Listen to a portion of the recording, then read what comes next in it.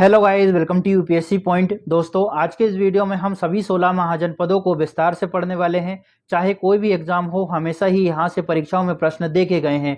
इस वीडियो के बाद आपके सारे डाउट क्लियर हो जाएंगे और आपको महाजनपद बहुत ही अच्छे से समझ आने वाला है। दोस्तों, महाजनपद को डिटेल से पढ़ने से पहले थोड़ा सा हम बैकग्राउंड जान लेते हैं ताकि आपको बहुत ही अच्छे से समझ आ सके। यदि हम ऋग्वैदिक काल की बात करें तो इसका टाइम पीरियड था 1500 ईसा पूर्व से लेकर 1000 ईसा पूर्व तक। और दोस्तों, इस समय सबसे बड़ी राजनीतिक इकाई थी जन, जिसका प्रमुख होता था जनपति। दोस्तों, जो जन होता था वह कई सारे विष से मिलकर बना हुआ होता था और दोस्तों, विष के अंतर्गत कई सारे गांव शामिल होते थे।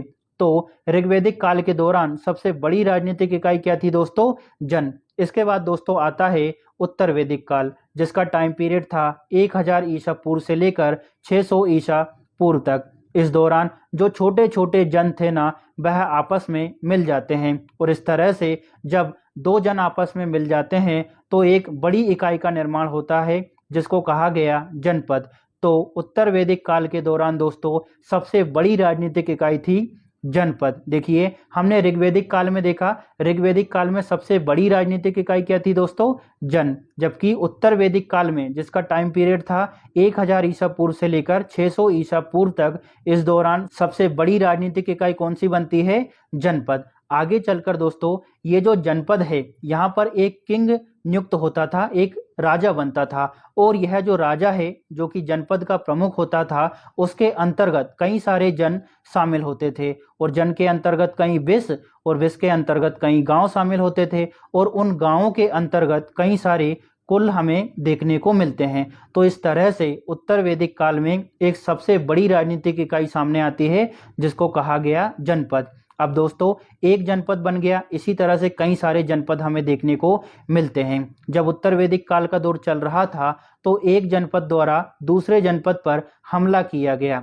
ठीक है, जब ये हमले हुए दोस्तों तो इस दौरान कोई ना कोई तो जीतेगा। जैसे मान लेते हैं ये वाला जो जनपद है वह जीत जाता है और ये वाला जो जनपद है वो हार जाता है। इसको और अच्छे से समझ सकते हैं। देखिए दोस्तों, एक जनपद है, ठीक है, उसका एक किंग है, यह जीतता है, जबकि दूसरा जनपद है, उसका एक किंग है, यह हार जाता है। अब दोस्तों, जो उत्तर वैदिक काल था 600 ईसा पूर्व से पहले का, उस दौरान जो जनपद थे ना, वो दूसरे जनपद पर कब्जा नहीं करते थे। जैसे ये वाला जो जनपद है, इसका किंग बोलता है कब्जा करोगे क्या भैया? तो ये वाला जो जनपद जो कि जीता था, है ना, ये विनर है, तो ये बोलेगा कि नहीं, हम तुम पर कब्जा नहीं करेंगे, लेकिन तुम हमारी कुछ शर्तें पूरी कर दो। अब कौन कौन सी?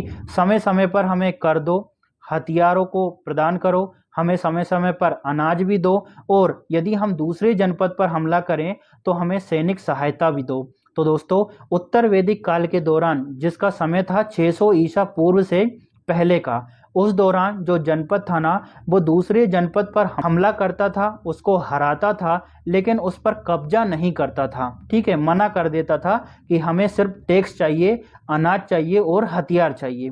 लेकिन 600 ईसा पूर्व के बाद में ऐसा क्या हुआ कि इसके मन में लालच आ गया। तो दोस्तों, इसका कारण होता है लोहे का विकास। अब भैया, लोहे के विकास से क्या क्या होता है? तो देखिए, लोहे का विकास हो गया तो अधिक से अधिक हथियार बनने लगे, कृषि के उपकरण बनने लगे। जब कृषि के उपकरण बने तो दोस्तों कृषि आसान हो गई। कृषि आसान हो गई तो लोगों के पास में क्या हो गया? खाद्यान्न जो है वो इकट्ठा हो गया, मतलब कृषि का अधिशेष हो गया। अब दोस्तों, जब कृषि का अधिशेष हो जाता है तो व्यापार और वाणिज्य में वृद्धि होती है। जब व्यापार और वाणिज्य में वृद्धि होती है तो दोस्तों राजा को अधिक कर मिलता है। जब इसको अधिक कर मिलेगा तो वह जो है अपनी सैन्य शक्ति में वृद्धि करेगा, बहुत सारे सैनिकों को नियुक्त करेगा और उनको वेतन देगा। जब ऐसी स्थिति आ जाती है, इसके पास सैनिक शक्ति आ जाती है, तो इसके मन में अब लालच आता है। अब ये जो है, जो जनपद का किंग होता है, जो कि पहले विनर था, वो इससे ये बोलता है कि अब हम कब्जा करेंगे।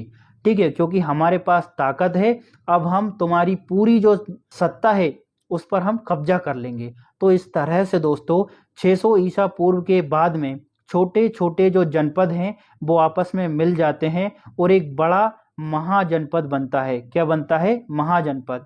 छोटे छोटे जनपदों से एक बड़ा जनपद बनता है, जिसको क्या कहा गया, महाजनपद। इस तरह से 600 ईसा पूर्व के बाद में दोस्तों महाजनपदों का उदय होता है, जिसमें सबसे प्रमुख कारण माना गया दोस्तों लोहे के विकास को। अब हम बात करते हैं कि इन महाजनपदों की जानकारी हमें कहाँ से मिलती है। तो दोस्तों 16 महाजनपदों की जानकारी हमें बौद्ध ग्रंथ अंगुत्तर निकाय और जैन ग्रंथ भगवती सूत्र से मिलती है। इन दोनों ही ग्रंथों में 16 महाजनपदों का उल्लेख किया गया है कि उस टाइम पीरियड में भारत में 16 महाजनपद हुआ करते थे। दोस्तों ये है अंगुत्तर निकाय, जो कि बौद्ध ग्रंथ है, इसकी इमेज आपको यहाँ दिख रही होगी, और ये है दोस्तों भगवती सूत्र। कंफ्यूज नहीं होना है, हो सकता है परीक्षा में घुमा दिया जाए, इसको बौद्ध ग्रंथ बोल दिया जाए और इसको जैन ग्रंथ बोल दिया जाए। तो बौद्ध ग्रंथ कौन सा था, ये वाला अंगुत्तर निकाय, और जैन ग्रंथ कौन सा था, ये वाला भगवती सूत्र। इन दोनों से ही हमें 16 महाजनपदों की जानकारी मिलती है। अब हम थोड़ी सी यहाँ पर 16 जनपदों के नाम और राजधानी को देखेंगे और फिर सभी 16 जनपदों को विस्तार से पढ़ने वाले हैं। तो सबसे पहला था दोस्तों अंग, जिसकी राजधानी थी चंपा। इसके बाद आता है मगध, जिसकी राजधानी थी गिरिब्रज या फिर राजगृह। इसके बाद आता है काशी, जिसकी राजधानी थी दोस्तों वाराणसी। इसके बाद अगला महाजनपद है कौशल, जिसकी 2 राजधानी थी, एक अयोध्या और एक श्रावस्ती। इसके बाद अगला महाजनपद है बज्जी, जिसकी राजधानी विदेह या फिर मिथिला थी, इसको हम कहीं कहीं वैशाली भी बोलते हैं इसकी राजधानी को। अगला है दोस्तों मल्ल, जिसकी राजधानी थी कुशीनगर, इसकी एक और राजधानी थी दोस्तों पावा। इसके बाद है चेदी, जिसकी राजधानी थी शक्तिमती। इसके बाद अगला महाजनपद है वत्स, जिसकी राजधानी है दोस्तों कौशाम्बी। देखिए हम सभी को डिटेल से पढ़ने वाले हैं, यहाँ पर मैं बस आपको नाम बता रहा हूँ। अगला है कुरु महाजनपद, जिसकी राजधानी थी दोस्तों इंद्रप्रस्थ। इसके बाद आता है पांचाल, जिसकी 2 राजधानी थी। देखिए जो पांचाल महाजनपद था वो 2 भागों में बटा हुआ था। उत्तरी पांचाल की राजधानी थी दोस्तों अहिच्छत्र और दक्षिणी पांचाल की राजधानी थी काम्पिल्य। इसके बाद आता है मत्स्य महाजनपद, जिसकी राजधानी थी दोस्तों विराटनगर। इसके बाद अगला है सूरसेन, जिसकी राजधानी होती है मथुरा।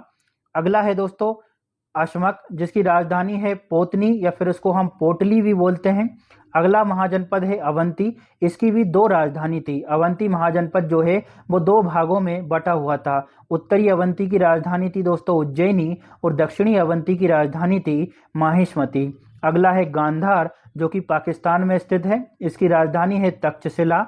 और अगला है कंबोज, जिसकी राजधानी थी दोस्तों हाटक। तो यहाँ पर हमने सभी 16 महाजनपद और उनकी राजधानियों का थोड़ा बेसिक इन्फॉर्मेशन को देख लिया है। अब हम इन सभी को डिटेल से पढ़ने वाले हैं, एक एक महाजनपद और उसकी लोकेशन के बारे में हम चर्चा करेंगे। तो चलिए अब बढ़ते हैं महाजनपदों के विस्तार की ओर।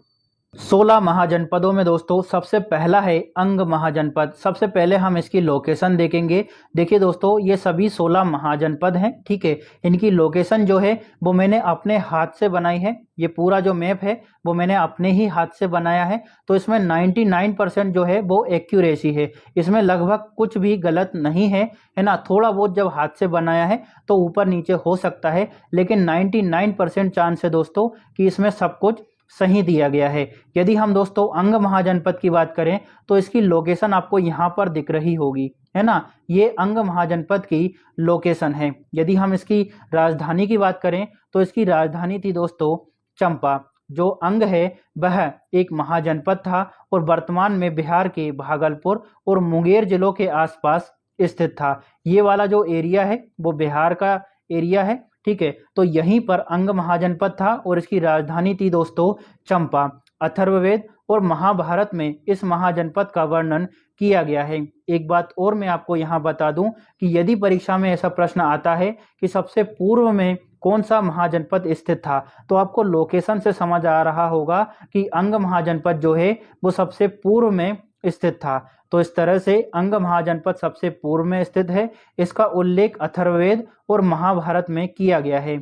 यह बिहार के भागलपुर और मुंगेर जिलों के आसपास स्थित था। अब आगे बढ़ते हैं, अगले महाजनपद की बात करेंगे। अगला है दोस्तों मगध महाजनपद। सबसे पहले हम इसकी लोकेशन देखेंगे।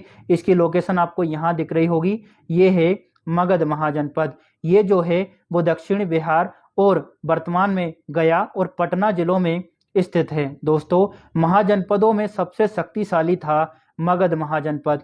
इसका उल्लेख सबसे पहले हमें अथर्ववेद में देखने को मिलता है।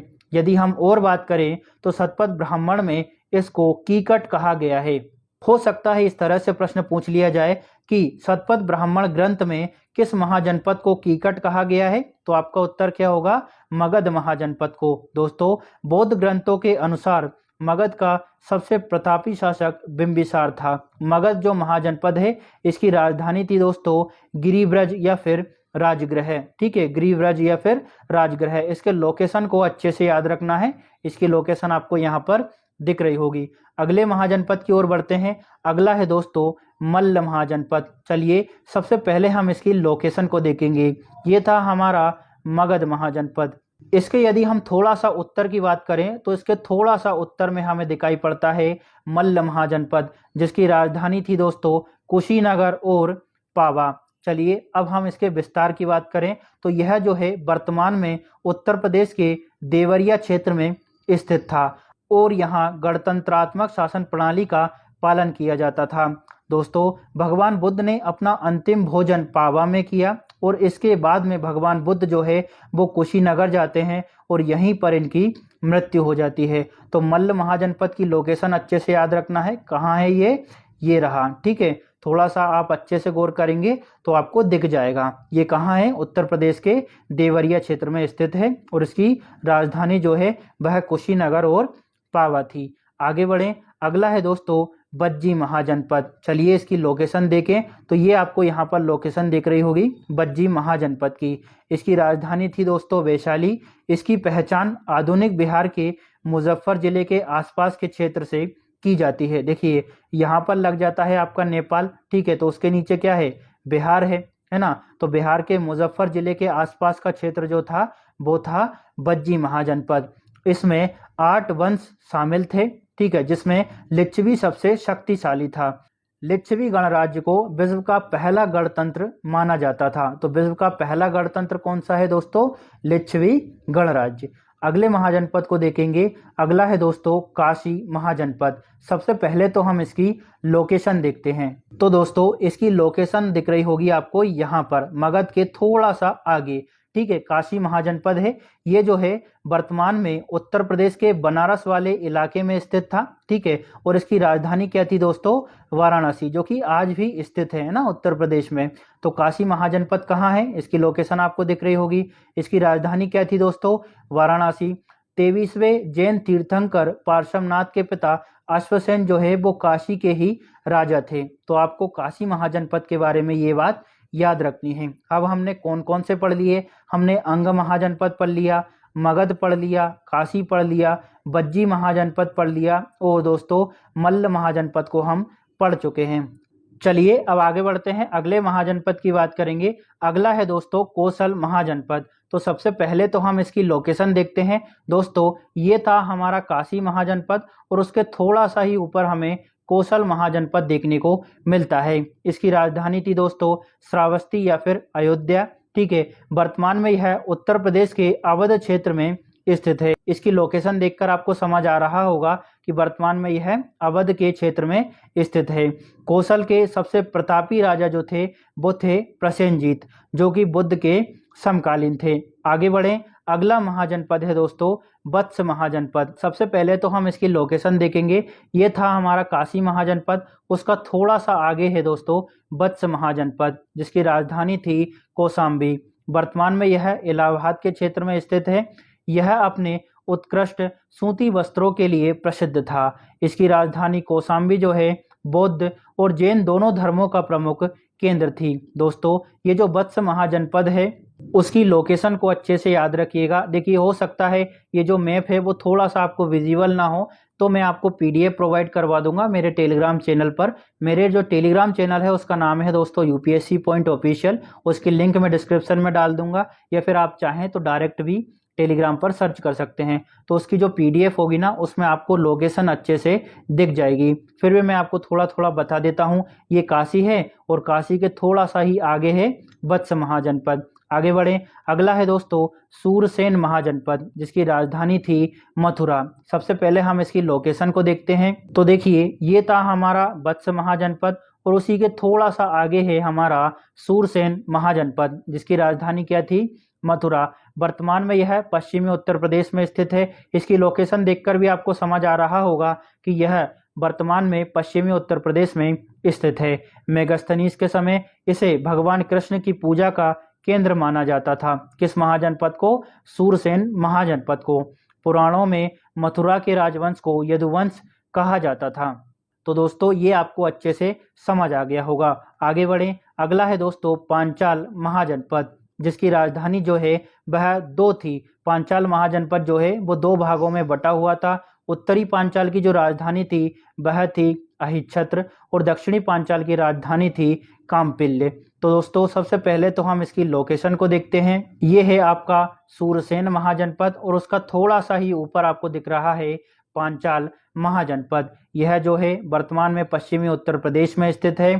चूलानी ब्रह्मदत्त जो है वह पांचाल का सबसे महान शासक हुआ है, ऐसा कहा जाता है हमारे प्राचीन इतिहास में। किसको कहा जाता है? चूलानी ब्रह्मदत्त को। तो इसको अच्छे से याद रखिएगा। पांचाल महाजनपद की 2 राजधानियां थी, अहिच्छत्र और कामपिल्य। तो राजधानी जो है हमेशा ही परीक्षाओं में पूछी जाती है, तो आपको अच्छे से याद रखना है। दोस्तों यहाँ पर मैं आपको बता दूं कि यदि आपको महाजनपदों की सिर्फ राजधानियां याद करना है तो हम सभी 16 महाजनपदों की राजधानियों को ट्रिक के माध्यम से याद कर चुके हैं। यदि आप चाहें तो उस वीडियो को देख सकते हैं, आपको सभी 16 महाजनपदों की राजधानियां अच्छे से याद हो जाएगी। उस वीडियो का लिंक भी मैं डिस्क्रिप्शन में डाल चुका हूं। अगला है दोस्तों कुरु महाजनपद, जिसकी राजधानी थी इंद्रप्रस्थ। सबसे पहले हम इसकी लोकेशन देखेंगे। ये रहा दोस्तों कुरु महाजनपद। अब हम इसके डिटेल की बात करें तो दोस्तों यह जो महाजनपद है इसमें आधुनिक हरियाणा, दिल्ली और यमुना नदी के पश्चिम क्षेत्र को शामिल किया जाता है। किसमें? कुरु महाजनपद में। ये लोकेशन अच्छे से याद रखिएगा, ठीक है। और इसकी राजधानी क्या थी? इंद्रप्रस्थ। दोस्तों महाभारत में इसके शासन की 2 शाखाओं के बीच में संघर्ष के बारे में बताया गया है। कुरु महाजनपद जो था इसमें 2 शाखाएं थी, एक थे कौरव और दूसरी शाखा थी पांडवों की। इन दोनों के बीच में संघर्ष को बताया गया है महाभारत के अंतर्गत। दोस्तों महाभारत कालीन हस्तिनापुर नगर जो था वो भी इसी महाजनपद के अंतर्गत आता था। तो कुरु महाजनपद को हमने अच्छे से पढ़ लिया। अब हम आगे बढ़ते हैं अगले महाजनपद की ओर। अगला है दोस्तों 11वां महाजनपद, जिसका नाम क्या है? मत्स्य महाजनपद, जिसकी राजधानी है विराटनगर। अब हम इसकी लोकेशन को देखते हैं। तो इसकी लोकेशन आपको यहाँ पर दिखेगी, ठीक है। ये राजस्थान के इलाके में स्थित था। इसकी डिटेल की बात करें तो यह राजस्थान के जयपुर, भरतपुर और अलवर क्षेत्रों में स्थित था। ऐसा माना जाता है कि अज्ञातवास के दौरान इसी राज्य ने पांडवों को शरण दी थी। तो हमने मत्स्य महाजनपद के बारे में अच्छे से पढ़ लिया। इसकी लोकेशन जो है विशेष रूप से याद रखना है और इसकी राजधानी जो विराटनगर है इसको बहुत ही अच्छे से याद रखिएगा। अगला है हमारा दोस्तों अवंती महाजनपद, जिसकी दोस्तों 2 राजधानियां थी, एक उज्जैनी और एक माहेश्मती। तो सबसे पहले तो हम इसकी लोकेशन देखते हैं। देखिए दोस्तों अवंती महाजनपद जो है उसकी लोकेशन आपको यहाँ पर दिख रही होगी, मध्य प्रदेश वाले क्षेत्र में। अवंती महाजनपद जो है वो 2 भागों में बटा हुआ था। उत्तरी अवंती की राजधानी थी दोस्तों उज्जैनी और दक्षिणी अवंती की राजधानी थी माहिष्मती। यदि हम इसकी डिटेल की बात करें तो यह वर्तमान में मध्य प्रदेश और मालवा के क्षेत्र में स्थित था। ये आपको यहाँ पर दिख रहा होगा अवंती महाजनपद। तो यह कहाँ है? मध्य प्रदेश और मालवा के क्षेत्र में। गौतम बुद्ध के समय प्रद्योत जो है यहाँ का प्रतापी शासक था। बिंबिसार के समय प्रद्योत के मगध के साथ में मैत्रीपूर्ण संबंध थे। देखिए दोस्तों जो बिंबिसार है ना, वह मगध का शासक था और प्रद्योत जो है वो अवंती का शासक था। तो इन दोनों के बीच में मैत्रीपूर्ण संबंध थे। तो इस तरह से मगध और अवंती के बीच में कुछ समय तक मैत्रीपूर्ण संबंध रहे। अगला पॉइंट है बौद्ध पुरोहित महाकच्छायन के प्रभाव से प्रद्योत द्वारा बौद्ध धर्म को ग्रहण कर लिया गया। तो आपको अवंती महाजनपद के बारे में विशेष रूप से ये याद रखना है दोस्तों कि इसकी 2 राजधानियां थी और इसकी वर्तमान लोकेशन क्या है और इसका प्रसिद्ध शासक कौन था। यदि आपको याद नहीं होता है तो दोस्तों विशेष रूप से आपको 16 महाजनपदों की ट्रिक वाली वीडियो जरूर देखना है ताकि आपको सब कुछ अच्छे से याद हो जाए। अगला है दोस्तों चेदी महाजनपद, जिसकी राजधानी है शक्तिमती, कहीं कहीं पर इसको सुक्तिमती भी कहा जाता है। इसकी लोकेशन देखें तो देखिए ये है अवंती महाजनपद और उसका थोड़ा सा ही आगे है चेदी महाजनपद। यदि हम इसके वर्तमान लोकेशन की बात करें तो यह वर्तमान के बुंदेलखंड वाले जो क्षेत्र है उसमें स्थित था। इसका उल्लेख ऋग्वेद और महाभारत में देखने को मिलता है। शिशुपाल जो है यहाँ का प्रसिद्ध शासक था जिसका वध श्री कृष्ण द्वारा किया गया था। तो चेदी महाजनपद की लोकेशन याद रखना है, अवंती का थोड़ा सा ही आगे है और बुंदेलखंड के क्षेत्र में यह स्थित था और इसका उल्लेख ऋग्वेद और महाभारत में मिलता है। अगला है दोस्तों अश्मक महाजनपद। सबसे पहले तो हम अश्मक महाजनपद की लोकेशन को देखेंगे। तो यहाँ पर अश्मक महाजनपद था दोस्तों, ये जो है वर्तमान में तेलंगाना आंध्र प्रदेश वाले इलाके में स्थित था। इसी वजह से दोस्तों यहाँ से एक प्रश्न बनने की पूरी संभावना है कि सबसे दक्षिण में कौन सा महाजनपद स्थित था, तो अश्मक महाजनपद। और यदि प्रश्न आए कि सबसे पूर्व में कौन सा महाजनपद था, तो अंग महाजनपद। तो ये दोनों जो फैक्ट है ना वो अच्छे से याद रखिएगा। इसकी राजधानी की बात करें तो दोस्तों इसकी राजधानी जो है वह कहीं कहीं पर पोतन लिखी हुई है और कहीं कहीं पर इसको पोटली कहा जाता है। ठीक है, इसकी डिटेल की बात करें तो बौद्ध ग्रंथों के अनुसार यह नर्मदा और गोदावरी नदियों के बीच में स्थित था। तो यहाँ से प्रश्न बन सकता है कि कौन सा महाजनपद नर्मदा और गोदावरी नदियों के बीच में स्थित था, तो अश्मक महाजनपद। यह जो महाजनपद है एकमात्र महाजनपद था जो कि दक्षिण भारत में स्थित था। अंत में यह अवंती के अधीन हो जाता है। अवंती कहाँ पर है, ये रहा, और ये जो अवंती है इस पर हमला करता है और अश्मक को अपने अधीन कर लेता है। तो अश्मक महाजनपद की लोकेशन और इसकी राजधानी अच्छे से याद रखना है और यह नर्मदा और गोदावरी नदियों के बीच में स्थित था, इसको भी याद रखना है।